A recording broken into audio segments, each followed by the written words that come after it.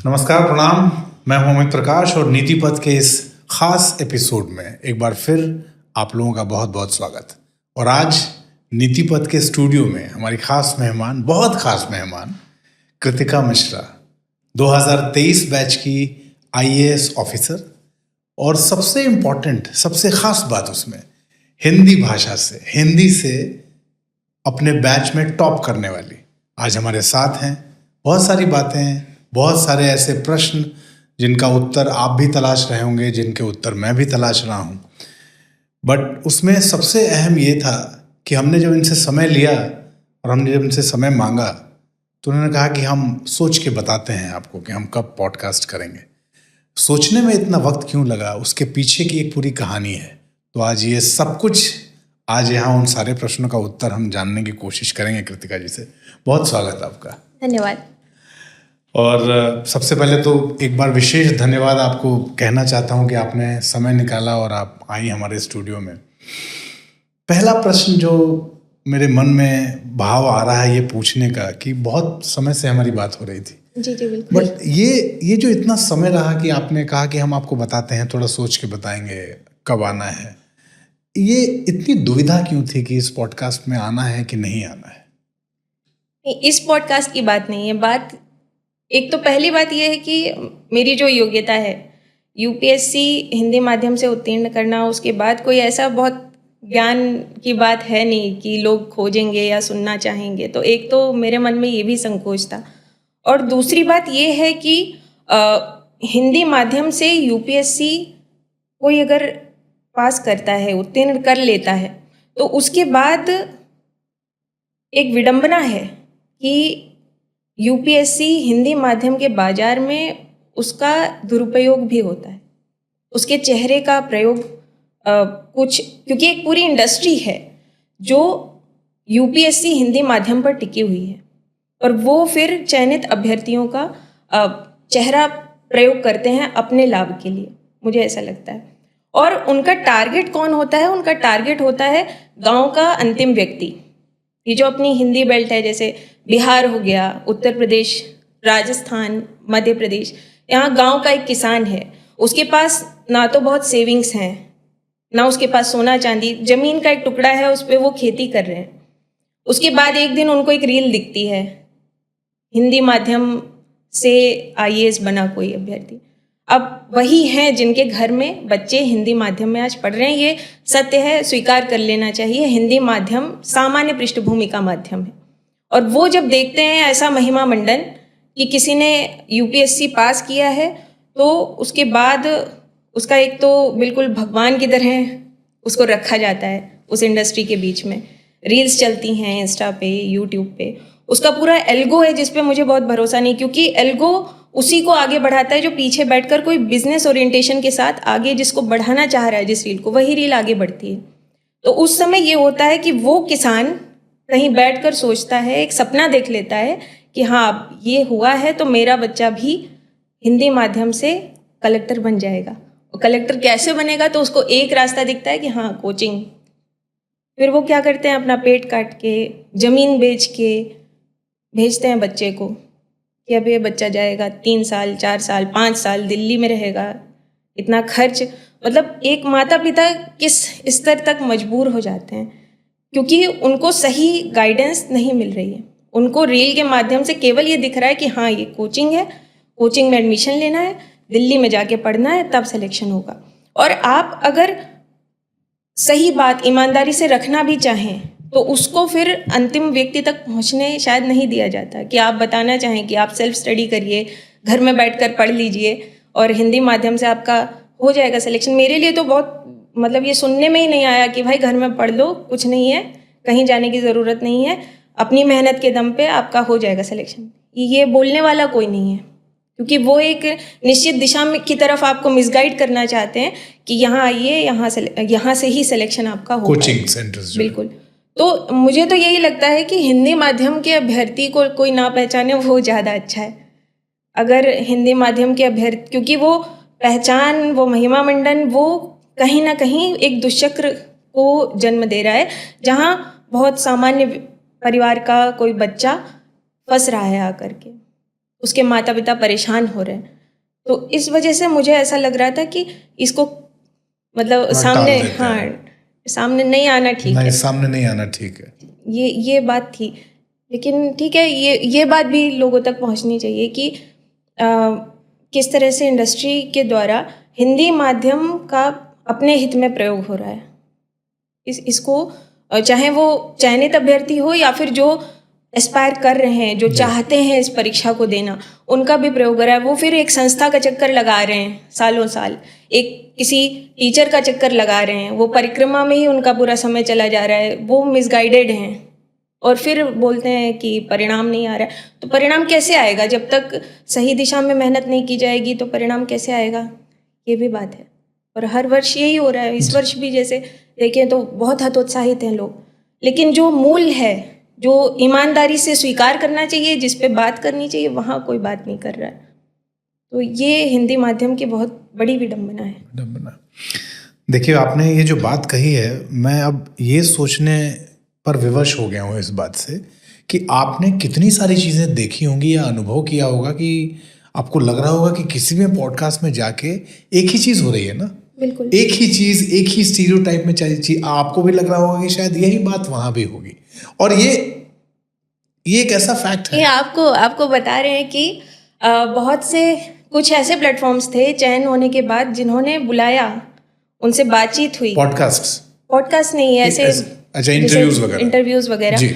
वहाँ क्योंकि मेरे जो तरीका था पढ़ाई का, सेल्फ स्टडी का, अपने आप तैयारी का, उसके कुछ सूत्र, उसके कुछ गाइडेंस, कौन सी बुक्स पढ़नी चाहिए, वो बहुत मेहनत से वहाँ बताया। लेकिन जो लोग इस बात को नहीं पहुँचने देना चाहते हैं, कुछ ऐसे प्लेटफॉर्म्स थे जिन्होंने उसको फिर ब्रॉडकास्ट भी नहीं किया, चलाया ही नहीं यूट्यूब पे। इसके पीछे उनकी मंशा क्या थी? मतलब किस मंशा उद्देश्य से नहीं चलाया? यही है कि वो अपनी बात को ही पहुंचाना चाहते हैं, अपने प्रमोशन वाली बात। बिल्कुल। जो हिंदी माध्यम से चयनित अभ्यर्थी उनकी बात को बोलता है, वो उसको प्रमोट करते हैं। और जो अगर ईमानदारी से दूसरी बात रख रहा है तो वो मुझे लगता है लोगों तक नहीं पहुंचती है। और हिंदी माध्यम का ये बहुत बड़ा ड्रॉबैक है। अंग्रेजी माध्यम में इतना नहीं दिखता है कि कोचिंग की कितनी फैन फॉलोइंग है, ऐसा नहीं दिखता है। हिंदी माध्यम की असफलता का मूल कारण ही मुझे जब देखने को आता है तो यही लगता है कि आप किसी संस्थान पर इतना अधिक निर्भर हैं और वो आपको गाइड कर रहा है, मिसगाइड कर रहा है, आपके अंदर विवेक भी नहीं है इस बात को समझने का। तो हिंदी माध्यम का ये एक बहुत बड़ा एक नकारात्मक पक्ष है जो मुझे आज देखने को मिलता है। हिंदी माध्यम में ही क्यों कृतिका जी? हिंदी माध्यम से ही तैयारी करनी है या हिंदी को अपना मुख्य विषय चुनना है, ये कहाँ से आया कि हिंदी से ही करना है? बात तो सही है, क्योंकि उस समय भी जब मेरी तैयारी शुरू हो रही थी तो हिंदी माध्यम का बहुत अच्छा परिणाम नहीं दिखता था।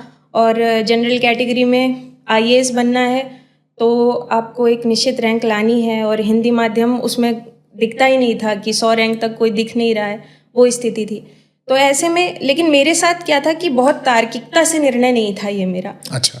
ये मेरा पूरी तरह से भावनात्मक निर्णय था, हिंदी को साथ लेकर के चलना।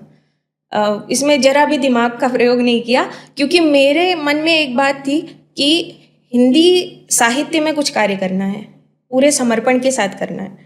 और यहाँ नहीं होगा क्योंकि मेरा फिर परास्नातक में भी हिंदी साहित्य विषय था। तो हिंदी साहित्य मेरे लिए ऐसा था कि अगर प्रतियोगी परीक्षा में नहीं होता है तो फिर आगे कुछ पढ़ेंगे, पढ़ाएंगे, कुछ किया जाएगा। प्लान बी कहते हैं, यूपीएससी अगर compete नहीं कर पाए तो। बिल्कुल जी। तो और सबसे बड़ी बात यह है ना कि आप देखिए, हिंदी साहित्य की सेवा लोगों ने तब की जब हिंदी उनके 2 समय की रोटी का इंतजाम नहीं कर सकती थी। ये बात सत्य है। क्या बात, वाह, हम बहुत सुंदर बात, बहुत सुंदर। प्रेमचंद जी का आप जीवन देखिए, निराला जी का जीवन देखिए, या फिर जयशंकर प्रसाद जी के अंतिम क्षणों की बात है, तो वो समर्पण लेकिन पूरा था। वो चाहे भले ही उनकी आजीविका ना चल रही हो।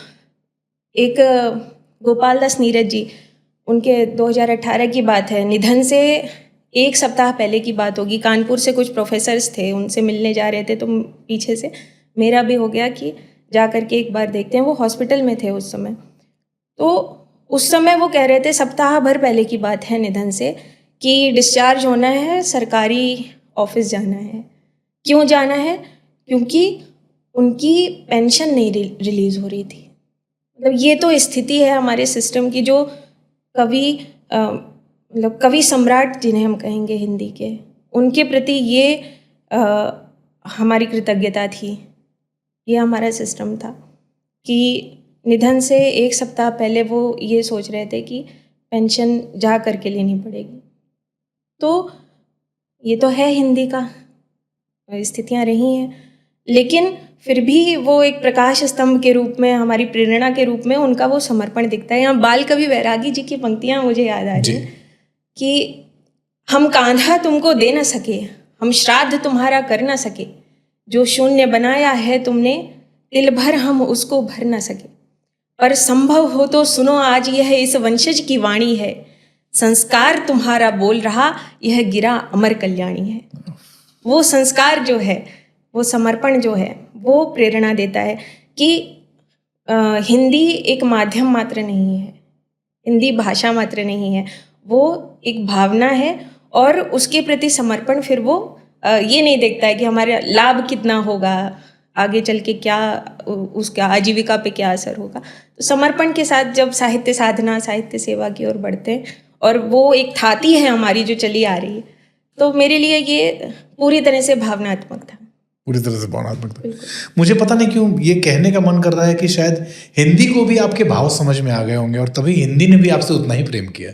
बिल्कुल, शायद हिंदी का मेरे लिए हिंदी माँ है, और जैसे माँ अपने बच्चे को बिल्कुल संभाल ले जाती है, वैसे ही हिंदी ने पूरी इस प्रक्रिया में संभाला है। चाहे मेंस हो, इंटरव्यू हो, कहीं ऐसा नहीं लगा कि हिंदी ने कुछ मतलब हमेशा आगे ही बढ़ने का रास्ता तय बता दिया। कभी ऐसा नहीं हुआ कि मेरे लिए ये नकारात्मक चीज़ है। तो हिंदी मेरा बहुत सबल पक्ष रही है, मेरी मजबूती रही है पूरे इस परीक्षा में। मजबूती रही है, मजबूरी नहीं। बिल्कुल मजबूरी नहीं है। मजबूरी नहीं, मजबूती हमेशा मजबूती से ही आगे बढ़ी है। जब तय किया था कि हिंदी माध्यम से आगे बढ़ना है, घर में जब बात हुई माँ पिताजी से और उनको आपने बताया कि आप हिंदी माध्यम से ही इस परीक्षा की तैयारी में आगे बढ़ना चाहती हैं, तो रिश्तेदारों से, माँ पिताजी से, आप दोस्तों मित्रों से ऐसा लगा, उनसे कुछ सुझाव ऐसा आया कि नहीं हिंदी से करना है तब तो कोचिंग करना ही पड़ेगा, उसके बिना तो होगा नहीं? उस कहानी को ज़रा बताइए।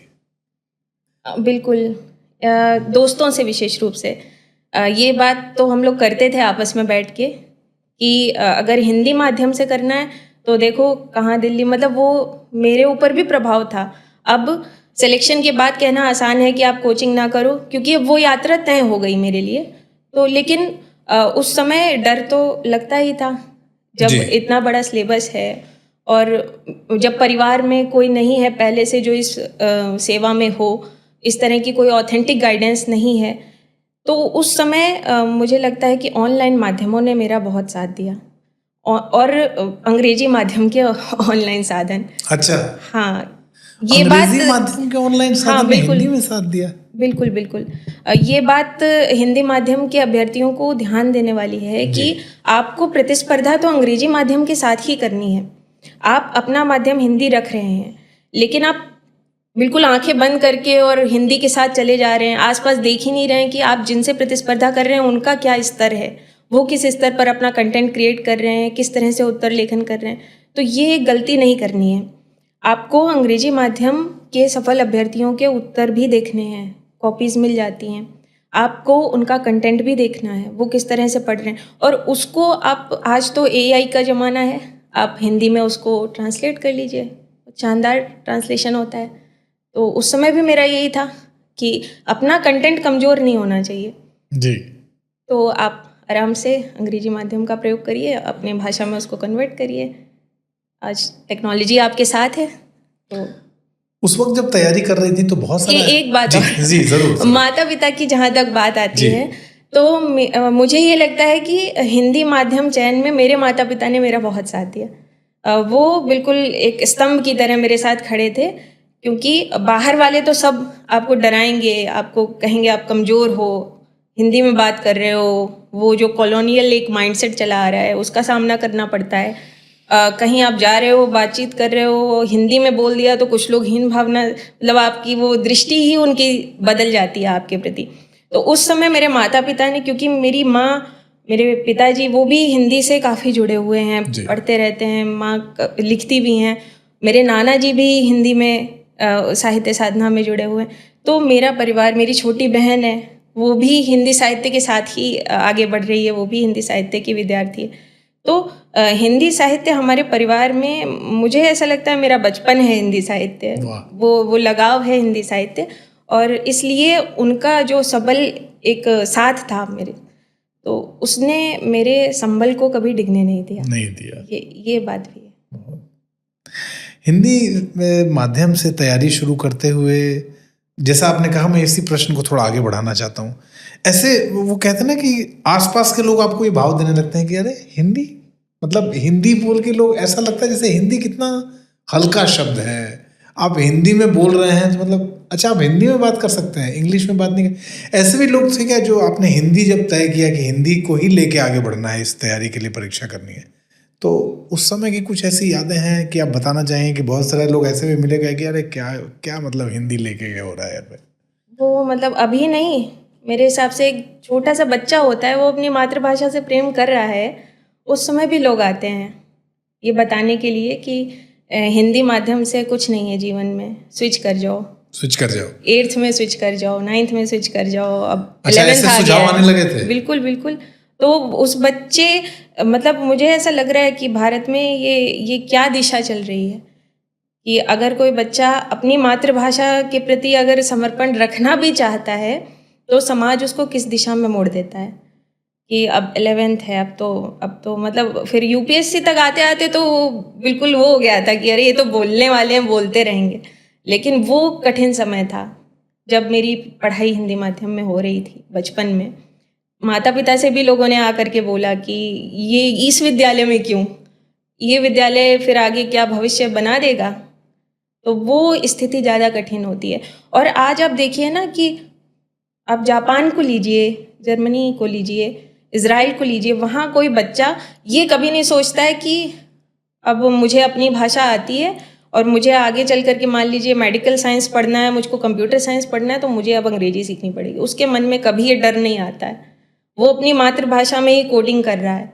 इज़राइल में जा कर के देखिए क्या गजब की, मतलब जापान में कोडिंग, आप जावा देख रहे हैं, जावा वो जापानीज़ में अपना चला रहे हैं। और यहाँ पर क्या हो रहा है, यहाँ पे एक अंतर्द्वंद, एक डर हमेशा से बच्चे के अंदर रहता है, और इसका मुझे लगता है भारत की उन्नति में ये एक बाधक की तरह भी है। बहुत सी ऐसी प्रतिभा है जो सिर्फ भाषा के कारण आज कहीं छूट जा रही है, क्योंकि जब वो अचानक से 10th के बाद 11th में आ रहा है, उसको सब कुछ इंग्लिश में दिख रहा है, तो नहीं वो उतना कवर अप कर पाता है। तो इस पर नीति निर्माताओं का भी एक ध्यान जाना चाहिए, हम सबका ध्यान जाना चाहिए कि भाषा उन्नति का साधन होती है, उसको आप एक बाधक के रूप में नहीं रख सकते। और भारत में ये एक बहुत बड़ी विडंबना है कि हिंदी हो, गुजराती हो, मराठी हो, ये बाधक भाषाएं जैसी हो गई हैं। एक डर उत्पन्न होता है। अगर कोई माता पिता चाहते भी हैं कि बच्चे को अपनी भाषा में पढ़ा दिया जाए, तो वो होना कठिन हो रहा है आज के समय में। यूनाइटेड नेशंस की एक रिपोर्ट मैंने पढ़ी थी कृतिका जी, आज से कुछ वर्षों पहले। उसमें दुनिया भर की विलुप्त भाषाओं की एक सूची जारी की गई थी, और उसमें बहुत सारी ऐसी भाषाएं थीं, और कारण नीचे दिया हुआ था। जो सबसे मुख्य कारण था, उन भाषाओं का न बोला जाना उनके विलुप्त होने का सबसे बड़ा कारण बना। आपको लगता है आगे आने वाले समय में, जैसे मैं भोजपुरी भाषी हूँ, मैं वहाँ और मैं अब कोशिश करता हूँ कि जहाँ लोग उसको समझ पाएं मैं उसी भाषा में बात करूं। अब ज़रा मैं इस तरफ आता हूँ, इस बात को आगे लेके चलने के लिए, कि हिंदी भाषा को लेके ये बड़ा आजकल स्टाइल स्टेटमेंट भी है कि हिंदी में बात करिए, हिंदी भाषा का प्रयोग बढ़ाइए, हिंदी भारत में हिंदी, हिंदी माथे की बिंदी, ये सब कहने में बड़ा अच्छा लगता है। हिंदी दिवस जिस दिन आता है उस दिन आप ट्वीट्स और ये देखेंगी तो ऐसा लगेगा जैसे पता नहीं, मतलब इस देश में हिंदी के अलावा तो कुछ बोला ही नहीं जाता। बट हकीकत है क्या, सच में क्या हो रहा है? जितना ये फ्लॉन्ट करते हैं हिंदी को लेके, इतना अपने आप को विस्तारित करते हैं, अपने व्यक्तित्व को, उनको लगता है मैं अपने व्यक्तित्व की को परिभाषित कर रहा हूँ ये बता के कि हिंदी को जी हम यहाँ रखते हैं। बट एक्चुअली सच्चाई क्या है? सच्चाई तो हमें तब दिखती है जब समाज में हम डे टू डे, जो हिंदी बोलने वाला है वो ज़्यादा इस बात को समझ सकता है कि आप कहीं पर जा करके हिंदी में बात करते हैं तो फिर किस तरह से उसको लिया जाता है लोगों के बीच में। जब आप रोजगार के साधनों की बात करते हैं, आजीविका की बात करते हैं, हिंदी बाजार बहुत बड़ा है, लेकिन उस हिंदी को क्या हम ऑफिशियल स्तर पर यानी आधिकारिक रूप से या फिर रोजगार के स्तर पर हम आगे बढ़ा पा रहे हैं, ये एक बड़ा प्रश्न है। और आज के समय में मुझे लगता है जब टेक्नोलॉजी इतनी बढ़ गई है, आप तकनीकी प्रयोग कर सकते हैं, आप किसी भी भाषा में किसी भी विषय को पढ़ सकते हैं। कहीं मुझे नहीं लग रहा किसी तरह की इसमें कोई गुंजाइश या कोई शंका होनी चाहिए कि आप मेडिकल साइंस को हिंदी में नहीं पढ़ सकते हैं। लेकिन फिर भी एक जो माइंडसेट की बात है, जो एक हीन भावना जुड़ी हुई है हिंदी के साथ, वो कहीं ना कहीं समाज में आज भी है और बहुत मुखरता के साथ है। आप हिंदी की किताब लेकर के कभी भी किसी प्लेन में बैठ जाइए, आप एयरपोर्ट में बैठ जाइए, नहीं बैठ सकते हैं, क्योंकि आसपास के लोग, कई बार ऐसा लगता है कि सब देख रहे हैं कि प्रेमचंद को कैसे पढ़ा जा रहा है एयरपोर्ट पे। वहाँ तो कोई होना चाहिए, शेक्सपियर होना चाहिए वहाँ पर। तो एक लाइफ स्टाइल के साथ ऐसा अनुभव आपका भी रहा क्या? ये नहीं, बिल्कुल बिल्कुल। मतलब अब तो ये स्थिति है कि अब मुझको जो मैंने वो करना है, लेकिन मुझे लगता है बचपन में ऐसा होता है। बिहार के लोगों से, कभी उत्तर प्रदेश के लोगों से, बच्चों से स्पेशली आप मिलिए, अगर वो मान लीजिए मुंबई पढ़ने जा रहा है बच्चा, गोरखपुर का बच्चा है, मुंबई गया है, IIT में गया है, अपनी प्रतिभा के दम पर गया है, लेकिन वहाँ पर उसके बोलने के स्टाइल पे, उसकी एक्सेंट जिसको हम बोलते हैं कि एक शैली है बोलने की, उस पर क्या मजाक नहीं उड़ाया जाता है? क्या उसको हीन भावना से नहीं देखा जाता है? तो अपने ही देश की भाषा है और अपने देश की भाषा को आप हीनता से देख रहे हैं और किसी विदेशी भाषा को आप एक एलीट मान करके और उसके पीछे भाग रहे हैं। ये कहीं की समझदारी की बात नहीं है। अगर तार्किकता से सोचा जाए, इसमें समझदारी कतई नहीं है, लेकिन बस ये है कि कुछ टैक्स हैं, जुड़ गए हैं, तो वो चले आ रहे हैं। मेरा बहुत मजाक उड़ा है। मैं तो अपने व्यक्तिगत अनुभव भी आपसे साझा करना चाहता हूँ। मैं जब दिल्ली पहली बार आया था और मैं किसी को कह रहा था कि वहाँ खा लीजिएगा, वहाँ बैठ जाइएगा, वो जाइएगा को लोगों ने ना मेरे मजाक का वो बना लिया, क्योंकि यहाँ तो मैं ये अपने पिताजी से समझना चाह रहा था कि आप चले जाओ या तुम चले जाओ या आप चले जाइएगा, इन तीनों वाक्यों में सही कौन सा है? क्योंकि हमें तो बताया गया है आप चले जाइएगा, आप बैठ जाइएगा। दिल्ली में आते हैं, आप चले जाओ, आप खा लो और तुम चले जाओ। हमारे हैं तुम चले जाओ, आप चले जाइए। बिल्कुल। हम ये सीख के आगे बढ़े हैं। तो मेरा भी उपहास उड़ा है और मुझे लगता था कि मैंने ऐसा क्या गलत बोल दिया। अब मैं आपसे उसको रिलेट कर रहा हूँ कि जब मैं यहाँ आया था तो मेरे साथ क्या हुआ था। जी, आप आगे कुछ कहना चाह रही थी इसमें? नहीं, मेरा बस यही मानना है कि हर जगह एक लहजा है बोलने का। एक कहीं पर जैसे लखनऊ है, वहाँ एक तहजीब है बोलने की, गोरखपुर है, वहाँ एक अलग अंदाज है बोलने का। तो कभी भी भाषा को किसी स्टेटस के साथ जोड़कर नहीं देखा जाना चाहिए और ये समझ एक सभ्य समाज में होनी चाहिए। जी बिल्कुल। मैं कुछ चीज़ें आपके लिए लेके आया था और मैं सोचा था कि आपके सामने ही इसको ज़रूर दिखाऊंगा। ये हम लोग स्क्रीन पे भी दिखाएंगे, लेकिन जब पहली बार ये देखा था आपने, और इसीलिए मैं ख़ास तौर पे ये प्रिंट इसका लेके आया था कि मैं इसके भाव समझ पाऊँ कि जब पहली बार ये क्रमांक संख्या और इसके साथ आपका जो रैंक था वो आपने अपने नाम के साथ देखा था, क्या भाव आया था, क्या किया था आपने सबसे पहले इसको देखते ही? आंखों में आंसू आ गए थे। भावनात्मक था, क्योंकि बहुत बहुत स्टेक्स थे मेरे। जी, इतने बड़े बड़े डिसीजंस ऐसे ले लेना कि हिंदी माध्यम से करेंगे, हिंदी साहित्य विषय रखेंगे, कोचिंग में नहीं जाएंगे, तो वो था कि बहुत असुरक्षा की भावना होती है सिलेक्शन से पहले। अभी चीज़ें आसान लग सकती हैं, लेकिन उस समय स्थितियाँ दूसरी थीं। समाज के बीच में खुद को स्थापित करना कठिन बात होती है। तो मेरे लिए ये वही है कि एक स्वीकारोक्ति कि हाँ प्रतिभा है, आगे के लिए सुरक्षा की भावना, और सबसे बड़ी बात वो मतलब जो खुशी के आंसू होते हैं, मतलब जो इतने वर्षों तक मेहनत की वो सब एक बार घूम जाती है आंखों के आगे। कि जो इतनी रातें जग करके और नोट्स बनाए, प्रैक्टिस की, और कुछ सुबह हो रही, रात हो रही, आंधी तूफान है, कुछ भी उस समय देखने का नहीं था। तो ये मतलब जीवन की दिशा को बदलने वाला एक क्षण कह सकते हैं।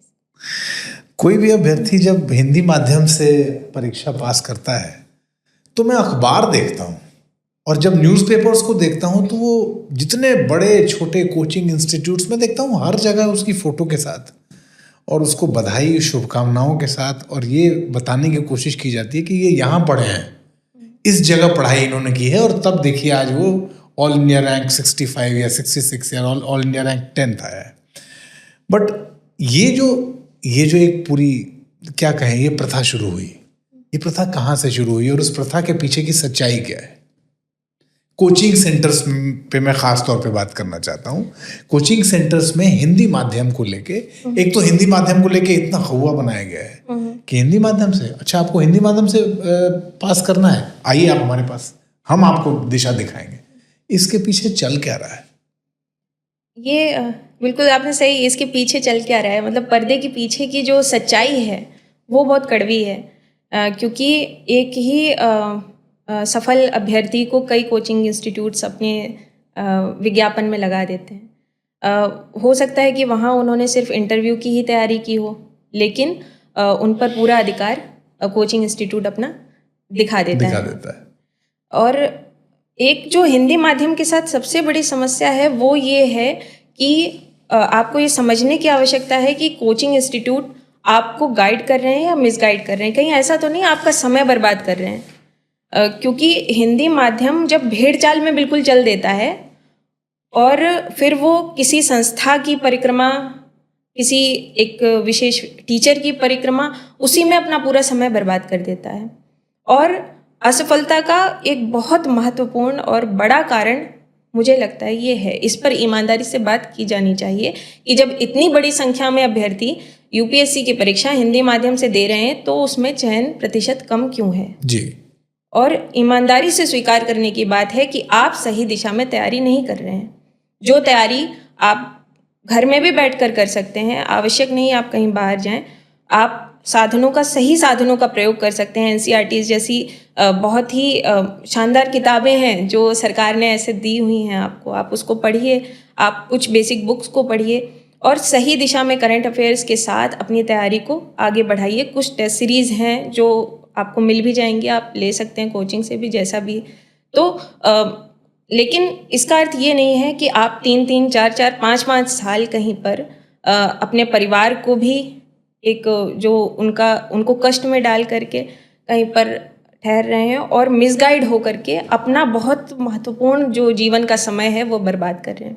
तो इस पर एक बात होनी चाहिए कि यूपीएससी हिंदी माध्यम की कोचिंग इंडस्ट्री वास्तव में क्या सफलता की ओर अभ्यर्थियों को ले जा पा रही है। तो इस पर चिंतन करने की आवश्यकता है और ये बात मुझे लगता है कि पहुंच भी नहीं पा रही है लोगों तक कि वो बैठकर थोड़ी देर इस बात का मनन करें कि उन्होंने अगर मान लीजिए 6 महीने लगाए हैं कहीं पर तो उसका रिजल्ट क्या आया है। तो मुझे तो यही लगता है कि कहीं की परिक्रमा करने में, समय बर्बाद करने में आपका भला नहीं है। आप सही दिशा में और टारगेटेड वे में तैयारी करें, वो ज़्यादा महत्वपूर्ण है। हिंदी के अभ्यर्थी कोचिंग के कौन से जाल में ट्रैप हो रहे हैं आजकल, मतलब उनको कैसे ट्रैप किया जाता है? क्योंकि आपने बहुत नज़दीक से इन सभी चीज़ों को शायद देखा होगा। वही मुझको जैसे शुरुआत में भी बात की कि ये जो रील्स जगत चल रहा है पूरा, वो हैशटैग्स का यूज़ करके गांव के एक बच्चे तक बातें पहुंच रही हैं कि हाँ कोचिंग में जाना है, वहाँ एडमिशन लेना है और 100% आपका सिलेक्शन हो जाएगा, बस यही एक रास्ता है। तो ये जो ट्रैपिंग है कि आप गांव से बच्चे को पकड़ करके ला रहे हैं यूट्यूब या इंस्टा के माध्यम से, फिर उसको वहाँ पर फंसा करके रख रहे हैं, वो सही दिशा भी नहीं ले पा रहा है, वो आपके जाल में एक बार आ गया तो फंस गया वर्षों के लिए, फिर सिलेक्शन नहीं हो रहा है तो वो एक अलग कुंठा का विषय बन जाता है। तो ये बहुत आवश्यक है कि आप कहीं भी अगर मान लीजिए आपको एडमिशन लेना भी है तो कम से कम चीज़ों को समझ लें कि यहाँ पर वास्तव में कितने समय में क्या कोर्स ख़त्म, मतलब कोई यूपीएससी की तैयारी करने जा रहा है तो बेसिक तो उसके पास रीजनिंग है ना, कि आप प्रीवियस ईयर क्वेश्चंस देख लीजिए, आप सिलेबस देख लीजिए और देख लीजिए कि कितने समय में कौन सा टीचर क्या पढ़ा रहा है, इन सब चीज़ों को, और फिर उससे क्या रिजल्ट आ रहा है। नोट्स आराम से मिलते हैं, आप जा कर के नोट्स भी चेक कर सकते हैं कि नोट्स का स्तर क्या है। क्या इस स्तर के नोट्स से परीक्षा पास की जा सकती है? आप अंग्रेजी माध्यम के सफल अभ्यर्थियों की एक बार आंसर कॉपी निकाल लीजिए, हिंदी के नोट्स सामने रख लीजिए किसी कोचिंग के, देख लीजिए, मिलान कर लीजिए कि ये स्तर क्या है, ये स्तर क्या है।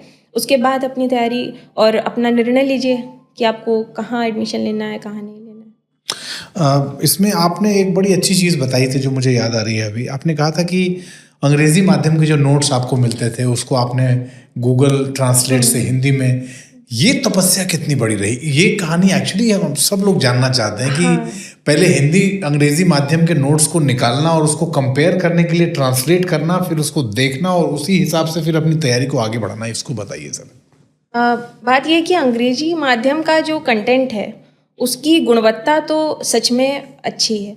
जब आप उसको देखेंगे खुद ही समझ में आ जाएगा कि अगर ये कुछ ऐसा मटेरियल है जिसको अपने उत्तरों में प्रयोग कर लिया जाए तो थोड़ा अपनी भी स्तर जो है उत्तरों का अच्छा हो जाएगा। मेंस में विशेष रूप से महत्वपूर्ण है जी। तो क्या करते थे कि पीडीएफ जैसे डाउनलोड किया, और बहुत सारी अभी भी वेबसाइट्स हैं, अब तो एआई भी आ गया है, तो पीडीएफ को पूरा अंग्रेजी से हिंदी में ट्रांसलेट कर लिया जाए और फिर उस पीडीएफ को प्रिंट आउट ले लिया जाए। कई बार ऐसा होता था कि कहीं पर वाक्य टूटा हुआ सा दिखता था। अब एआई में मेरे हिसाब से वो समस्या भी पिछले 1 वर्ष में दूर हो गई। जी जी। तो जब वो टूटा हुआ सेंटेंस, तो वो तो बेसिक बात है, इतना कॉम्प्रिहेंशन तो होता है कि यहाँ पर ये बात कहने की कोशिश की गई है, तो वो मेरे लिए काफ़ी सहायक था। और 66वीं रैंक यानी मेंस में ठीक ठाक आपको अपना प्रदर्शन करना पड़ेगा, तो एक वैल्यू एडिशन होना चाहिए। वो चार्ट्स के रूप में, बार्स के रूप में, पाई चार्ट्स के रूप में, कुछ विजुअल आप यूज़ कर सकते हैं, बहुत सारे फिगर्स यूज़ कर सकते हैं, और अंग्रेजी माध्यम के महत्वपूर्ण जो कंटेंट हैं उनका हिंदी में अनुवाद आप कर सकते हैं। एक और मिसकंसेप्शन है कि आप अंग्रेजी के टर्म्स का यूज़ नहीं कर सकते हैं, जो शब्दकोश है अपना वो हिंदी ही होना चाहिए। अब जीडीपी है तो उसको पता नहीं क्या, ऐसा नहीं है।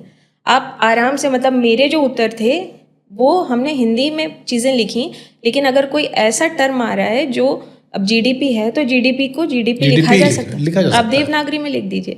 तो इसमें बहुत ज़्यादा ऐसा भी नहीं है कि आप, मतलब हिंदी की एक ये समस्या भी है कि कभी कभी बहुत अधिक शुद्धता की ओर लोग जाने का प्रयास करने लगते हैं, तो इतनी भी आवश्यकता नहीं है। जब आप एक टेक्निकल चीज़ लिख रहे हैं तो उस टेक्निकल, जैसे अब विज्ञान है, विज्ञान में बहुत बार ऐसा हुआ कि जो टर्म्स थे वो अब जीन है, ये सब, तो आप उसको बेकार में, व्यर्थ में, ऐसा नहीं है कि समय बर्बाद कर रहे हैं, हर चीज़ की हिंदी ढूंढ रहे हैं, तो इतना स्वीकार्य है। जैसे मेरे मार्क्स आए हैं और भी मेरे साथी चयनित हुए हैं, तो अंग्रेजी के शब्दों का भी आप देवनागरी में प्रयोग कर सकते हैं। यूपीएससी को लेके मिथ क्या है, और एक्चुअली वो मिथ क्या क्रिएट किया जा रहा है कोचिंग सेंटर्स की तरफ से? देखिए, मिथ, जैसे कई बार ऐसा होता है सफलता नहीं हुई, रिजल्ट आया 100 रैंक में कोई नहीं है, तो मुझे ऐसा लगता है कि कुछ लोग हैं जो इसके लिए जवाबदेह हो सकते हैं, क्योंकि वो ये वादा कर रहे हैं कि आप यहाँ पर एडमिशन लीजिए, आपका निश्चित सिलेक्शन होगा, सिलेक्शन नहीं होता है। तो मुझे लगता है कि इस तरह के मिथ क्रिएट करना उनकी मजबूरी है। सबसे बड़ा मिथ यही है कि यूपीएससी की तरफ से भेदभाव होता है। ये आप, कोई अभ्यर्थी है, तैयारी कर रहा है, उसको आप समझा देंगे, उसके सबकॉन्शियस में आप डाल देंगे कि यूपीएससी भेदभाव कर रहा है, तो वो उत्साह जो अंदर से आना चाहिए, वो जो एक भरोसा होना चाहिए संस्था के प्रति, देश की यूपीएससी एक बहुत ही विश्वसनीय संस्था है, तो वो एक जब दिमाग में आ गया कि नहीं वो तो भेदभाव है, और ऐसा डाला जा रहा है। बिल्कुल बिल्कुल। अगर, मतलब मेरा तो रहना, क्योंकि इंटरव्यू की तैयारी के दौरान बहुत इंटरेक्शन हुआ, तो ज़्यादातर के मन में, दिल्ली में जी, तो ये तो बात है सबके घर कर गई है कि यूपीएससी भेदभाव करती है, वो ट्रांसलेशन गलत कर देती है, या वो नंबर कम देती है हिंदी के लिखे हुए उत्तरों पे, या फिर आपके इंटरव्यू में आपके नंबर कम कर दिए जाते हैं। पूरी तरह से मिथ है।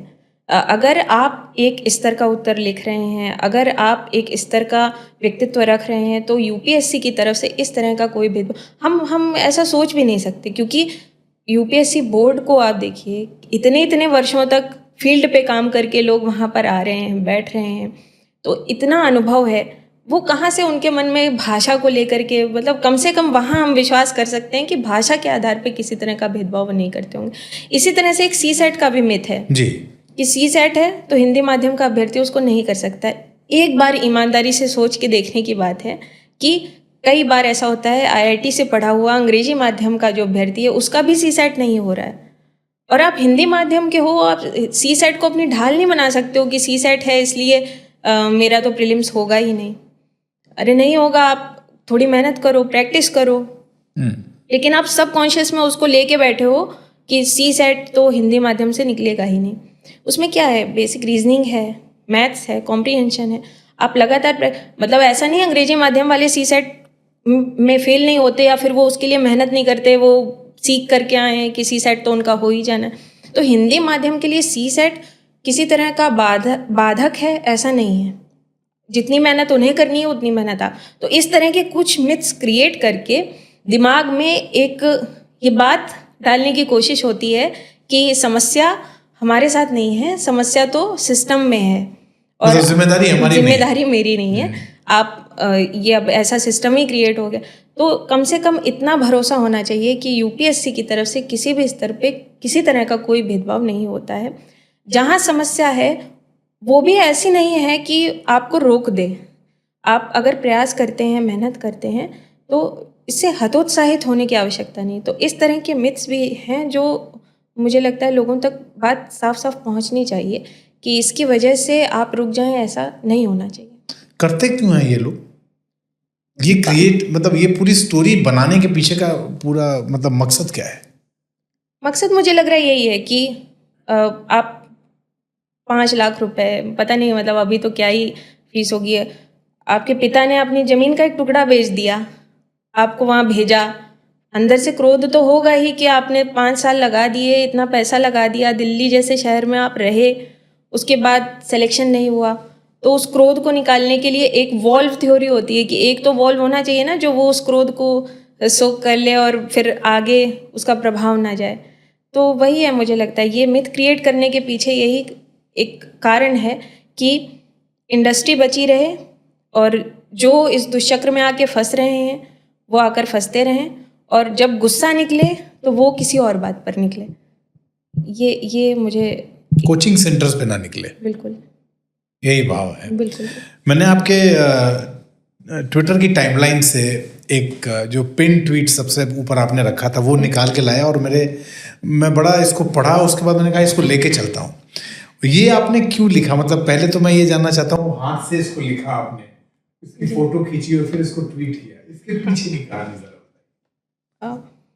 मुझे ऐसा लग रहा था कि ये चीज़ लोगों तक पहुंचनी चाहिए कि आप अगर प्रीलिम्स की तैयारी घर से कर रहे हैं तो बहुत ज़्यादा इधर उधर की चीज़ें इकट्ठा करने की और बड़े बड़े बल्कि मटेरियल पढ़ने की आवश्यकता नहीं है। ये बहुत ही, क्योंकि मेरी 2 बार की जो प्रीलिम्स की यात्रा है उसमें यही प्रयोग किया था, तो बहुत ही सूत्र के रूप में इसको मेरा ये मन था कि ये पहुंचना चाहिए लोगों तक।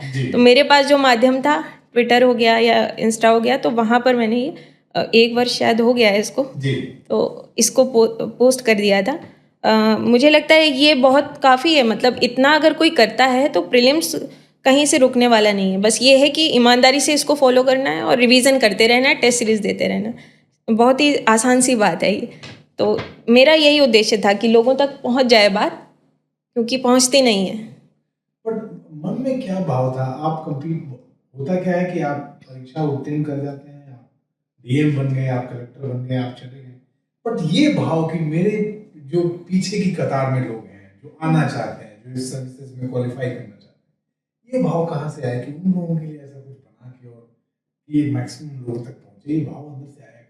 ये स्वयं वेदना है, स्वयं वेदना है, क्योंकि मुझको नहीं मिला इतने आसानी से। वो समय दिखता था कि किसी कोचिंग में इतने रुपए दे दो, फिर वो एक बुकलेट देंगे, उसको पढ़ो। कई बार ऐसा भी हुआ कि रुपए दे करके बुकलेट ली और वो किसी काम की नहीं निकली। कुछ मटेरियल मंगा लिया, काफ़ी रुपए भी खर्च हो गए, वो काम का नहीं निकला। तो ये इसी वजह से है कि जो झेलना पड़ा है वो आगे के लोगों को ना झेलना पड़े। बहुत बेसिक चीज़ें हैं, बेसिक चीज़ें फॉलो करके रिवाइज करके आप इतनी बड़ी परीक्षा को पास कर सकते हैं, तो उसमें बेकार में इतनी उलझनों में क्यों पड़ना। तो पूरी तरह से यही है कि ये जो लेगेसी है ये मेरे हिसाब से आगे भी चलती रहनी चाहिए कि जो लोग आ रहे हैं, सफल हो रहे हैं, उनको कुछ रास्ता पता है, तो वो रास्ता आगे वालों को भी दिखाते जाएं। अमूमन ऐसा लोग, बहुत कम लोग ऐसा सोचते हैं, और आपने कहा है स्वयं वेदना है कि आप जिस दौर से गुजरी, जिस समय से गुजरी, जिन चुनौतियों से गुजरी, आप नहीं चाहती कि आगे आने वाले लोग उस तरह की चुनौतियों से गुजरें। कई बार यूपीएससी की परीक्षा को मछली की आंख बना के चलने वाले कि मुझे अब यही जाना है, यहाँ के अलावा तो कहीं जाना नहीं है, और उसके बाद सारे अटेम्प्ट देने के बाद फिर जीवन में कुछ चीज़ें बचती नहीं है। ऐसे लोगों के लिए, ऐसे लोगों को आप क्या कहना चाहते हैं? क्योंकि आपके जीवन से कई बार लोगों को लगता है कि इंटरव्यू दे रहे हैं तो अभी तो कहेंगे कि नहीं नहीं, हम तो मतलब हम तो ये सोच के आए थे, हम तो कुछ और भी कर लेते। पर शुरू से था कि एक प्लान बी भी आदमी रखता है। प्लान ए तो ये है कि हम यूपीएससी क्वालिफाई कर देंगे, आपने भी शुरू से कोई प्लान बी रखा था, बिल्कुल। ताकि ऐसे सारे अभ्यर्थी जो इस वक्त आपको सुन रहे हैं वो इस बात को सुनेंगे। आप क्या कहते हैं? ये सत्य है कि मेरे पास था एक एक विकल्प था हमेशा से मेरे पास, और मुझे जहाँ तक लगा उस विकल्प ने कभी भी इस सफलता में बाधा बनने की कोई बाधा के रूप में उसने कार्य नहीं किया। वो विकल्प हमेशा मेरे लिए एक शांति थी, मतलब एक सुकून था कि अगर इधर नहीं भी होता है तो क्या हो जाएगा। जैसे ये सोचा था कि थोड़ा अध्ययन के क्षेत्र में, अध्यापन के क्षेत्र में आगे साहित्य, हिंदी साहित्य विषय के साथ कार्य किया जाएगा, पीएचडी की जाएगी, या फिर आगे पढ़ाने का अवसर मिलता है तो वो भी देखा जाएगा। तो ये ऑप्शन बी या प्लान बी आप जो कह रहे हैं, वो मेरे साथ हमेशा मेरे एक सकारात्मक पक्ष के रूप में रहा है। और ये बातें करना बहुत आसान होता है कि ये नहीं तो कुछ नहीं, फिर तो मतलब सोच के चलो कि कर ही लेंगे और कर ही लेंगे। तो वो चीज़ लगता है बातों में अच्छी, लेकिन जब आप व्यवहार जगत में आते हैं तो मुझे लगता है कि इस तरह का प्लान भी आपके पास होगा तो वो आपको सहायता करेगा। और क्योंकि आप ये भी देखिए यूपीएससी में सफलता का प्रतिशत क्या है, कितने लोग दे रहे हैं, कितने सफल हो रहे हैं। आज सफल होने के बाद यहाँ कुर्सी पे बैठ करके भाषण देना, मोटिवेट करना कि बस कूद जाओ हो जाएगा, तो वो ईमानदारी की बात नहीं है। ईमानदारी इसी में है कि यूपीएससी की परीक्षा और ये पूरी प्रक्रिया अनप्रेडिक्टेबल है। आप नहीं बता सकते निश्चित रूप से कि किसी का सिलेक्शन होगा ही होगा। इसलिए अपने, क्योंकि परिवार की भी जिम्मेदारियां होती हैं, आगे जीवन की जिम्मेदारियां होती हैं, तो अपने साथ इन चीज़ों को साथ, ऐसा नहीं है कि बस जीवन को इसी में लगा के ख़त्म कर दिया। आप एक और मार्ग अपना कर चल सकते हैं साथ में। अपने लिए एक प्लान भी आपको रखना चाहिए। मेरी ये निजी राय है कि रखना चाहिए। माँ पिताजी को जब पहली बार बताया था कि इस परीक्षा के लिए आप तैयारी करना चाहती हैं, तो उनकी पहली प्रतिक्रिया या पहला भाव क्या?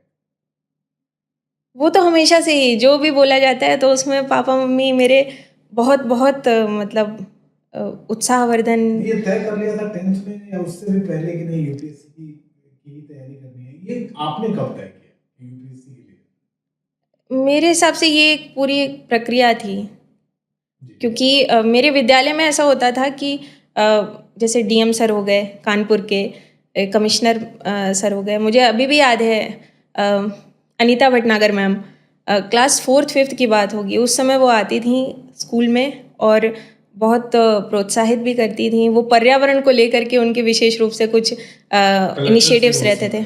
हाँ, उस समय कमिश्नर थी, और इसी तरह से कलेक्टर्स भी बहुत सारे। तो वो कहीं ना कहीं अंदर था दिमाग में कि ये कुछ ऐसा है जहाँ से पोटेंशियल है कि आप कुछ समाज में परिवर्तन देख सकते हैं, कर सकते हैं। तो वो तो था, लेकिन ये है कि 10th के बाद बिल्कुल था कि यही करना है, तो ऐसा नहीं है। ये प्रक्रियागत रूप से चलता रहा कि हाँ, ग्रेजुएशन में कुछ ऐसे सब्जेक्ट्स लिए, फिर सिलेबस देखा, फिर चीज़ों को, फिर अंत में तैयारी में फिर उतरने का निर्णय लिया। कहानी में कुछ ऐसा भी था, एक बहुत पहले एक सीरियल आया करता था उड़ान, शायद आपको याद हो। उसमें एक आईपीएस ऑफिसर बनने की उनकी कहानी ये थी कि बचपन से उन्होंने आईपीएस ऑफिसर्स को देखा था अपने स्कूल में, अपने आसपास, तो उसके बाद से वो इंस्पायर हुई थी। कि आपकी भी पूरी जो कहानी है जीवन की, या जो आपने पढ़ाई की उस दौरान भी, क्या ऐसे अफसरों को देख के आप बहुत प्रोत्साहित हुए कि मुझे यही बनना है, मुझे आगे चल के एक आईपीएस अफसर या आईएएस अफसर? नहीं, निश्चित रूप से जब बच्चा देखता है अपने सामने कोई ऐसा व्यक्तित्व जो समाज में सकारात्मक योगदान दे रहा है, तो एक आशा तो होती ही है कि इस स्तर पर पहुंच करके कुछ ऐसा किया जा सकता है।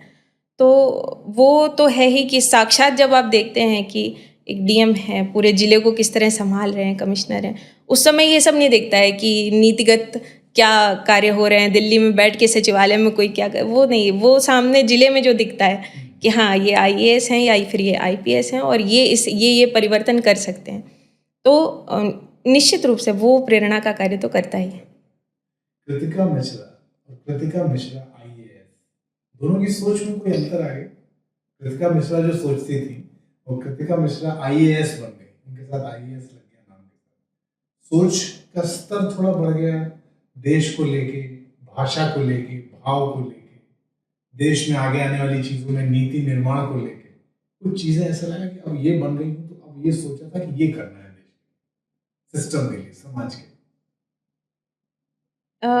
मुझे ऐसा एक चीज़ जो देखने में आई है अभी, जैसे सचिवालय में हम लोगों की ट्रेनिंग चल रही है, तो वहाँ पर एक चीज़ देखिए, हर कमरे के बाहर नेम प्लेट लगी है, लेकिन केवल नाम लिखा है, उसमें पद नहीं लिखा है। अच्छा। कोई आईएएस है या आईआरएस है।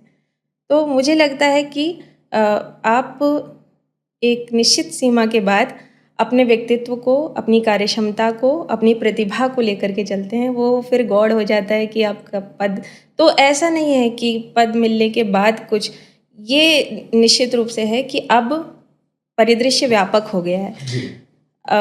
ट्रेनिंग के दौरान बहुत कुछ, मतलब ये जो भारत का ये जो सिस्टम है, इसमें ये जो पूरी ट्रेनिंग की प्रक्रिया है, वो आपको बहुत व्यापक दृष्टिकोण देती है। तो ये ज़रूर है कि इस ट्रेनिंग के बाद सोचने का, समझने का, देखने का पूरा नज़रिया बदल गया है। लेकिन उसके पीछे ये कहा जाए कि आईएएस पद है या ऐसा कुछ है, तो मुझे ऐसा नहीं लगता है। ये ज़रूर है कि एक प्लेटफॉर्म है जहाँ पर अपनी पूरी ईमानदारी से मेहनत की जा सकती है। जहाँ तक हो सकता है वो परिवर्तन का, या छोटा भी अगर थोड़ा सा भी कोई परिवर्तन आपके माध्यम से होता है तो उसका प्रयास किया जा सकता है। फेलियर को हैंडल कैसे करें? जो यूपीएससी की परीक्षा पास करने का सपना लेके लोग बैठे हैं, नहीं पास कर पाए, नहीं चयन हो पाया, कंप्लीट नहीं कर पाया, फेलियर को कैसे हैंडल करें? ये बहुत महत्वपूर्ण है, क्योंकि आपका इमोशनल क्वोशेंट जो है वो इस परीक्षा में आपका बहुत साथ देता है, और साथ में आपका स्पिरिचुअल क्वोशेंट भी। तो यहाँ मुझे लगता है कि अध्यात्म बहुत सहायक हो सकता है। जब कोई रास्ता नहीं दिखता है, उस समय मेरा ये निजी अनुभव है कि उस समय फिर अध्यात्म मार्ग दिखाता है। और मेरी पूरी तैयारी में, और मुझे लगता है आगे भी, कितनी बड़ी समस्या हो, जब आप एक इस मार्ग पर चलने की कोशिश करते हैं। अब जैसे भगवती का दुर्गा सप्तशती है, तो दुर्गा सप्तशती हर श्लोक एक सूत्र है जीवन का। अब अगर उसको पढ़ते हैं तो अंदर से एक आत्मिक ऊर्जा, एक संबल, एक शक्ति महसूस होती है। जैसे उसमें महिषासुर वध तृतीय अध्याय है, वहाँ एक जगह आती है जहाँ भगवती महिषासुर को ललकारती हैं कि गर्ज गर्ज क्षणम मूढ़। कितनी ही क्षमता है सामने, कितनी अति कर सकते हो कर लो, कितनी बड़ी समस्या होगी, अभी कुछ ही क्षण में ऐसा होगा कि गर्जिष्यन्त्याशु देवता, यहाँ पर देवता हर्ष से गर्जना करेंगे। तो कौन सी ऐसी समस्या होगी, इसको जब पढ़ा और उसके बाद लगता है कि सब सही हो जाना है, एक अंदर से एक आवाज़ आती है। तो आध्यात्मिकता, और सिर्फ आप किसी पंथ को फॉलो कर रहे हैं वो आध्यात्मिकता है, किसी विशेष को के पीछे, ऐसा नहीं है। किसी के लिए प्रकृति भी आध्यात्मिकता हो सकती है, किसी के लिए शांति में अध्यात्म हो सकता है, किसी के लिए ध्यान में अध्यात्म हो सकता है, सौहार्द में अध्यात्म। वो अध्यात्म का मार्ग आपके लिए क्या है, उसको चयनित करके अपने साथ रखना चाहिए, ये मेरी निजी राय है। तो ना केवल इस परीक्षा की तैयारी में, बल्कि जीवन में जहाँ भी आवश्यकता होती है, इस तरह की असफलताएं मिलती हैं, तो ये संबल का कार्य करता है, आपको कठिन से कठिन परिस्थिति में लड़ने की शक्ति प्रदान करता है। भारतीयों में गवर्नमेंट जॉब, सरकारी नौकरी को लेके इतना ऑब्सेशन क्यों है? उनको लगता है कि प्राइवेट नौकरी नहीं करनी है तो सरकारी नौकरी करनी है, और ये ऑब्सेशन अभी भी उतना ही है। जैसे आप देखती होंगी रोजगार समाचार, एम्प्लॉयमेंट न्यूज में आप कुछ निकलता है तो उसको भरने वाले, चाहे वो दरोगा की वैकेंसी हो, सब इंस्पेक्टर हो, यूपीएससी हो, असिस्टेंट कमांडेंट हो, ये जो एक ऑब्सेशन है, इसको मैं ऑब्सेशन इसलिए कह रहा हूँ क्योंकि अभी भी उनकी संख्या कम नहीं हुई। आपको क्या लगता है इस पर, आपकी क्या राय, प्राइवेट जॉब या फिर गवर्नमेंट जॉब? ये बात सही है कि ये भी एक तरह का भेड़ चाल ही कहेंगे इसको, कि आप एक तरफ चल दिए हैं तो सब उसी तरफ चलेंगे। लेकिन वास्तविकता ये है कि जैसे जैसे आर्थिक स्तर पर, सामाजिक स्तर पर, चेतना के स्तर पर किसी समाज की उन्नति हो रही है इस वैश्वीकरण के युग में, वैसे वैसे बात ये साफ हो रही है कि प्राइवेट जॉब्स भी उतनी ही महत्वपूर्ण हैं जितनी कि सरकारी। अब ये मान सकते हैं कि उत्तर प्रदेश है, बिहार है, राजस्थान है, यहाँ एक अलग ही क्रेज़ है, वो जिसको बोलते हैं कि गाड़ी मिल रही है। मतलब एक समाज के बीच में पहचान है सरकारी नौकरी की। लेकिन ये बात भी सत्य है कि, और स्वीकार करना चाहिए कि प्राइवेट सेक्टर जिस तरह से उन्नति करेगा, आगे आने वाले समय में पूरे समाज की कहेंगे एक समष्टि के रूप में उन्नति निश्चित हो जाएगी। तो इस मिथ को भी तोड़ना आवश्यक है, इस बात को समझना भी आवश्यक है कि जब आप प्राइवेट सेक्टर में काम कर रहे हैं तो वो भी उतना ही या उससे कहीं ज़्यादा महत्वपूर्ण है जब आप सरकारी स्तर पर कार्य कर रहे हैं। समग्र विकास के लिए मुझे लगता है दोनों ही जरूरी बिल्कुल है। अगर बिल्कुल देश का समग्र विकास आपको चाहिए तो इंफॉर्मेशन टेक्नोलॉजी में जो बच्चा काम कर रहा है और जो एक आईएएस ऑफिसर है, वो दोनों मिलके जब काम करेंगे तभी शायद हम बिल्कुल उसको और गति दे पाएंगे। बिल्कुल। कई बार लोगों को ऐसा लगता है कि हिंदी माध्यम की परीक्षा, हिंदी माध्यम से यूपीएससी की परीक्षा के लिए तैयारी करने वाला जो है वो कमजोर होता है, वो अंग्रेजी में तैयारी नहीं कर सकता इसलिए हिंदी में करता है, और इसी भाव की वजह से शायद वो एक इंफीरियरिटी कॉम्प्लेक्स उस बच्चे में भी आता है कि क्या सही में मैं इस वजह से हिंदी की से तैयारी कर रहा हूँ कि मैं अंग्रेजी में नहीं दे सकता। इस पर क्या कहेंगे? ये बात तो है कि लोगों को ऐसा लगता है कि अगर कोई हिंदी माध्यम से तैयारी कर रहा है, उसका मानसिक बौद्धिक स्तर थोड़ा कुछ कमज़ोर है। लेकिन बात समझने वाली ये है कि भाषा सिर्फ आपकी अभिव्यक्ति का एक माध्यम है, उससे ज़्यादा कुछ भी नहीं है। और आप कितने सृजनात्मक हो सकते हैं, आप प्रॉब्लम सॉल्विंग कितना किस स्तर पर उठकर कर सकते हैं, आप चीज़ों को किस तरह से मैनेज कर सकते हैं, ये सब कुछ आपकी इंटरपर्सनल स्किल्स हैं, ये भाषा पर उतना निर्भर नहीं होती हैं। और इसीलिए मुझको भी लगता है, विशेष रूप से हिंदी माध्यम के जो अभ्यर्थी आज सुन रहे होंगे इस बात को, तो आप मेहनत करने में, परिश्रम में कहीं से भी कमज़ोर नहीं हैं, बौद्धिक स्तर पर कहीं से भी कमज़ोर नहीं हैं। बस इस एक इन्फीरियॉरिटी कॉम्प्लेक्स जो है, ये आपके उत्साह को कम कर देता है। वो जो जिस ऊर्जा के साथ आपको तैयारी करनी चाहिए, वो कहीं ना कहीं कम पड़ जाती है। और फिर आप इधर उधर की बातों में, बाज़ार में जो क्या न्यूज़ चल रही हैं, क्या मिथ्स चल रहे हैं, उनके पीछे भागने लगते हैं, मिसगाइड हो जाते हैं। तो वहाँ से आपकी कमज़ोर एक कहा जाए तैयारी कमज़ोर पड़ जाती है। तो अगर इन सब से बचते हुए खुद पर भरोसा रखते हुए, दिनकर जी ने कितना सुंदर लिखा है कि जिस मिट्टी ने लहू पिया है वो फूल खिलाएगी ही, अंबर पर घन बन जाएगा ही उच्छ्वास तुम्हारा, और अधिक ले जांच देवता इतना क्रूर नहीं है, थक कर बैठ गए क्या भाई मंजिल दूर नहीं। तो हिंदी माध्यम के अभ्यर्थियों से यही है बात कहने वाली है कि कहीं से भी उत्साहहीन नहीं होना है, उत्साहित होकर के विश्वास रखते हुए खुद पर भी, व्यवस्था पर भी तैयारी करते रहिए, और भाषा कहीं से भी बाधक नहीं हो सकती है सफलता में। पहले अटेम्प्ट में इंटरव्यू पर में जाके आपको सफलता नहीं मिली, फिर दूसरे अटेम्प्ट में आपने क्वालिफाई किया। पहले अटेम्प्ट का प्रीलिम्स, मेंस और फिर इंटरव्यू का जब रिजल्ट आया और पता चला कि सिलेक्शन नहीं हुआ, उस समय पहला भाव क्या था? करें, आगे बढ़ें, ना बढ़ें, रुक जाएं, कुछ और देखें, क्या चल रहा था? उस समय मतलब बहुत खुशी हुई थी जब इवन मार्कशीट भी आई थी, क्योंकि क्या था कि ये जो डर है जो हिंदी माध्यम के सामान्य अभ्यर्थी के अंदर होता है, वो डर मेरे अंदर भी था। लेकिन जब मार्क्स देखे अपने कि इतनी मेहनत में, जब चीज़ें पता भी नहीं थी, मटेरियल पूरी तरह से नहीं पता था, क्या पढ़ना है क्या नहीं पढ़ना है ये नहीं पता था, उसके बाद भी इतने मार्क्स आए हुए हैं। इंटरव्यू में इतना मतलब उस समय डर था मेरे अंदर कि एक ये पृष्ठभूमि है, हिंदी माध्यम है, पहला मतलब कैसे वो बोर्ड को कैसे उसको फेस किया जाएगा।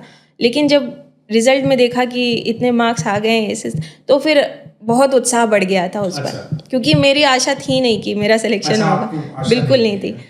तो जब वो मार्क्स देखी, वही तो है ना कि इतना चारों ओर जकड़ रखा गया है हिंदी माध्यम के अभ्यर्थी को कि उसको लगता है कि यहाँ तो असंभव है, बस किसी तरह ट्राई कर लो, देख लो, अनुभव ले लो, यहाँ सफलता तो नहीं मिलनी है। सामने आईआईटी वाले खड़े हैं, एमआईटी पता नहीं मतलब क्या इस तरह उनका लगता है अपना तो कुछ है ही नहीं। लेकिन जब वो मार्क्स वगैरह देखे और तो वो मेरे लिए एक टर्निंग पॉइंट था कि अब तो यही करना है। तो ये था मन में कि इस बार हो जाएगा। और सिर्फ 17 दिन बचे थे जब मेरा इंटरव्यू हुआ है और फिर नेक्स्ट प्रीलिम्स था उसके बीच में। तो 17 दिन में बिल्कुल उस समय भी जी जान लगा दी, फिर रिजल्ट आने के बाद मेंस में तो और जी जान लगा दी कि इतने में इतना हुआ है तो अब तो इस बार कुछ ना कुछ अच्छा हो जाएगा। अध्यात्म और यूपीएससी की तैयारी में क्या समझ?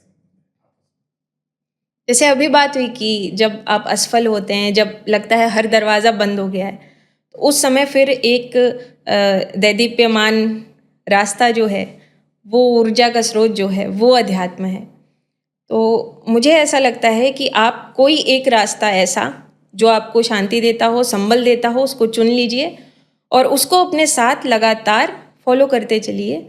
क्योंकि जीवन है, सिर्फ यूपीएससी की तैयारी नहीं है, आप आगे भी जब भी ऐसे कभी ना कभी स्थितियां ज़रूर आएंगी जब लगेगा कि अब चीज़ें सब खत्म हो गई, तो उस समय कोई एक ऐसा होना चाहिए जिस पर आप भरोसा कर सकें और आगे आने वाले भविष्य के लिए थोड़ा आशान्वित हो सकें। तो वहाँ पर अध्यात्म आपका सबल पक्ष बन जाता है। फोकस वर्सेस डिस्ट्रैक्शन, कहते हैं कि आप एकाग्रचित होकर तैयारी करते हैं। तैयारी के दौरान कभी ऐसा भी आएगा कि आप बहुत फोकस्ड हैं, बट बहुत सारी ऐसी बाहर की बातों ने, हिंदी को लेके बहुत सारी ऐसी चीजें जो कान में डाली जाने की कोशिश की गई, उससे डिस्ट्रैक्शन बहुत हुआ। बहुत बार ऐसा हुआ कि आपका एकाग्रचित होना भंग हुआ। बिल्कुल हुआ ऐसा होता है। कई बार ऐसा हुआ कि कुछ ऐसी किताबें मिल गई या कुछ ऐसा मटेरियल मिल गया जो समय बहुत उसमें खर्च हो गया, उसको पढ़ने में यूटिलिटी उसकी कुछ भी नहीं थी।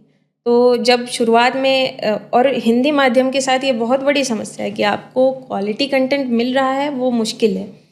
तो ऐसे में निश्चित रूप से डिस्ट्रैक्शंस, फिर ऐसी बातें कि हिंदी माध्यम से तो सिलेक्शन होना ही नहीं, आपको दिख भी रहा है कि हाँ रिजल्ट में नहीं हो रहा है। आपको उस समय जब आप बाहर हैं रेस के और तैयारी शुरू करने वाले हैं, उस समय सच्चाई भी नहीं पता है कि वास्तव में क्या गेम चल रहे हैं अंदर।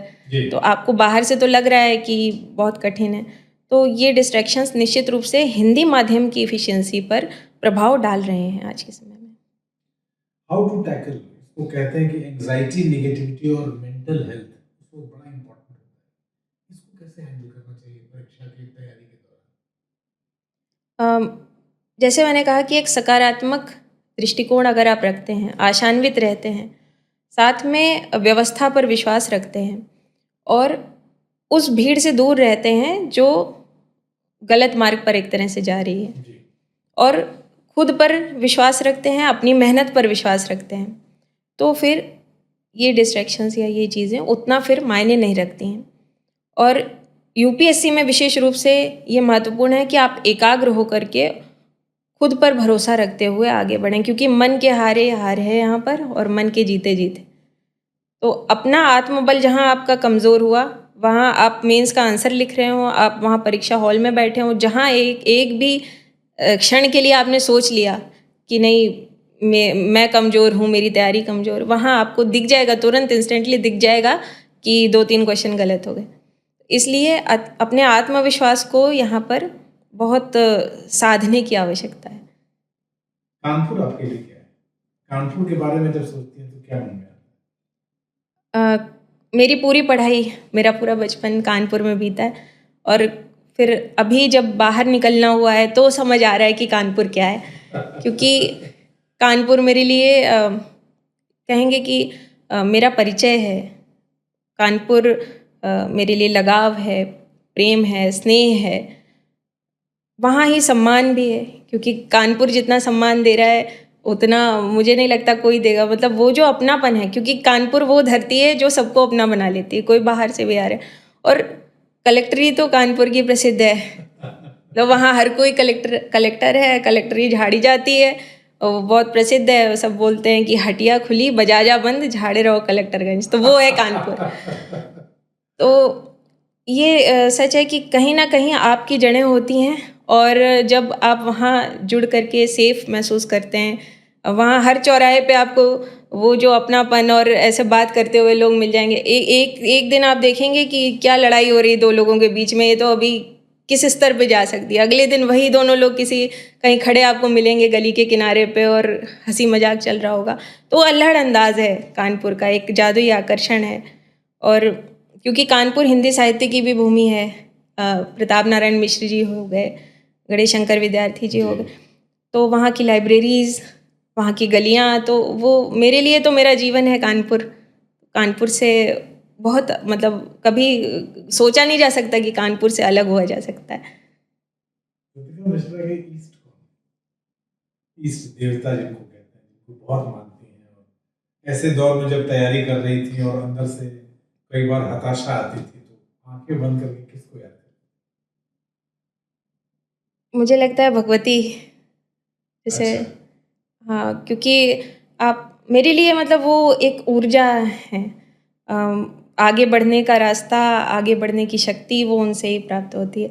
आप सहस्रनामावली पढ़ लीजिए, आप बैठ कर के 2 मिनट के लिए अगर उनके चरणों में ध्यान भी लगा लीजिए, तो फिर माइंडसेट अचानक से वो एक रीस्टार्ट या रीबूट होता है ना, कि बिल्कुल हताशा है, नकारात्मकता है और फिर एक क्षण में तुरंत फिर नई ऊर्जा आ गई, नए उत्साह के साथ। अरे मतलब मेरे लिए ये है ना कि बड़ी से बड़ी हार भी मिल जाए, उसके बाद फिर से शुरू किया जा सकता है, सिर्फ एक उनके चरणों में ध्यान लगा करके। तो इष्ट वही है। उत्तर प्रदेश के कानपुर की एक लड़की बिहार काडर में एक अधिकारी के तौर पे, आईएएस अधिकारी के तौर पे वो हो रही है, तैनात हो रही है, वहाँ काम कर रही है। बिहार जाने का अनुभव कैसा रहा? बिहार जाके, बिहार के बारे में सुना तो बहुत कुछ होगा आपने, बिहार का नाम भी बहुत अच्छे से तो नहीं लिया जाता है, बिहार के नाम के साथ बहुत सारी चीजें जुड़ी हुई है, वहाँ जाके पहला अनुभव क्या? पहला अनुभव मेरा ये रहा कि उत्तर प्रदेश और बिहार, हम बहुत ज़्यादा उनमें अंतर नहीं कर सकते हैं। बिहार मेरे लिए मेरे घर जैसा ही है, और जो उत्तर प्रदेश में देखने को मिला, लगभग लगभग वैसा ही परिदृश्य, सामाजिक हो आर्थिक हो, वो बिहार में भी देखने को मिल रहा है। लेकिन बिहार में भी एक बात है, यूपी जैसी ही है, कि वो भी बहुत रिसेप्टिव हैं।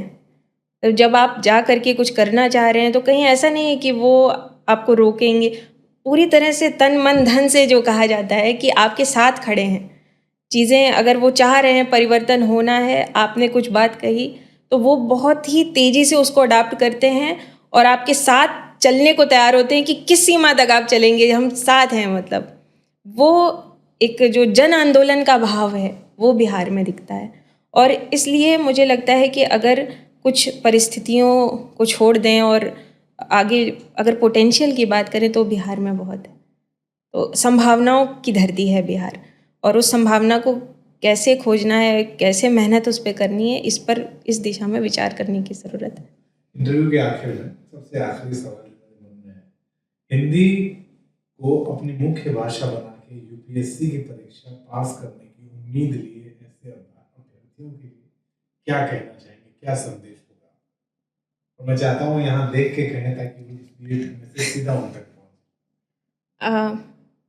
मुझे लगता है कुछ पंक्तियाँ हैं, और ये पंक्तियाँ सब कुछ समेट देती हैं हिंदी माध्यम के अभ्यर्थियों के लिए।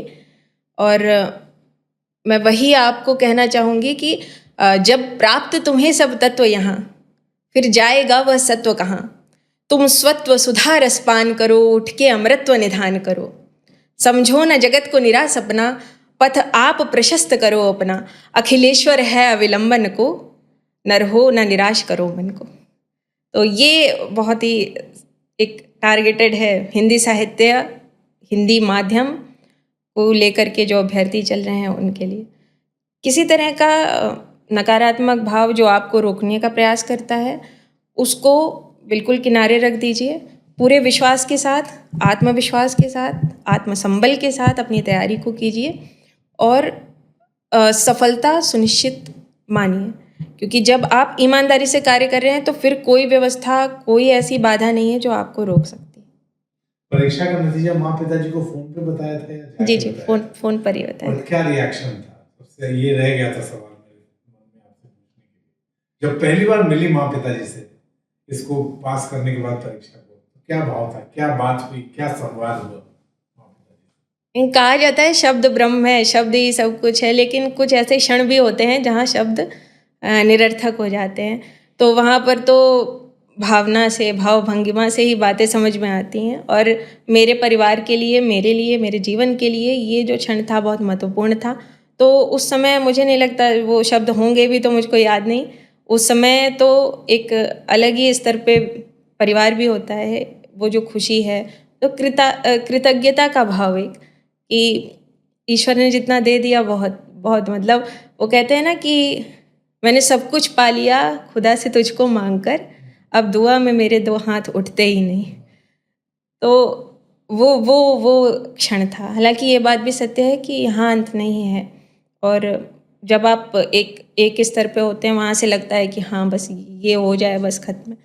फिर आप वहाँ आते हैं तो आपको लगता है कि नहीं, आगे अभी तो बहुत कुछ है जो किया जाना है। ये जीवन की सार्थकता केवल यहाँ तक नहीं हो सकती। लेकिन हाँ, ये क्षण जीवन के लिए परिवर्तनकारी था। बहुत बहुत धन्यवाद इस बातचीत के लिए। और शायद इसी पंक्ति के साथ मैं खत्म करना चाहता हूँ। किसी ने इसी पॉडकास्ट एपिसोड में आए थे, उन्होंने कहा था कि यात्रा महत्वपूर्ण है, लक्ष्य पहुंचने के बाद लगता है कि हाँ ये तो मिलना ही था, उस चक्कर में आप यात्रा को मिस मत कीजिए। बिल्कुल। यात्रा को हमेशा जारी रखिए और आपकी यात्रा ऐसी आगे बढ़ती रहे। और हम चाहेंगे नीतिपथ के पॉडकास्ट में आप आगे भी आते रहें, और हिंदी भाषा को लेके जो लोग अपने अंदर भाव जगाए बैठे हैं, वो एक दिन वो भी उत्तीर्ण होंगे, पास होंगे, सफलता पाएंगे। आपकी बात सुन के उन्हें नई आशा की किरण जरूर दिखेगी। बहुत बहुत धन्यवाद धन्यवाद। बातचीत के लिए। और आप लोगों से कृतिका मिश्रा जी से जो बातचीत है उसको सुनिए, उसको ध्यान से सुनिए, बार बार सुनिए। परीक्षा की तैयारी अगर हिंदी माध्यम से करना है तो उसका एक एक पॉइंट, एक एक बिंदु बहुत महत्वपूर्ण है। और हमारी ये कोशिश रहेगी कि आपके जो भी प्रश्न है अपनी तैयारी को लेकर, हमें कमेंट बॉक्स में अपने प्रश्न लिख के जरूर भेजिए। हम कोशिश करेंगे कृतिका जी को दोबारा आमंत्रित करें और आपके उन प्रश्नों का जवाब हम ले सकें। बहुत बहुत धन्यवाद।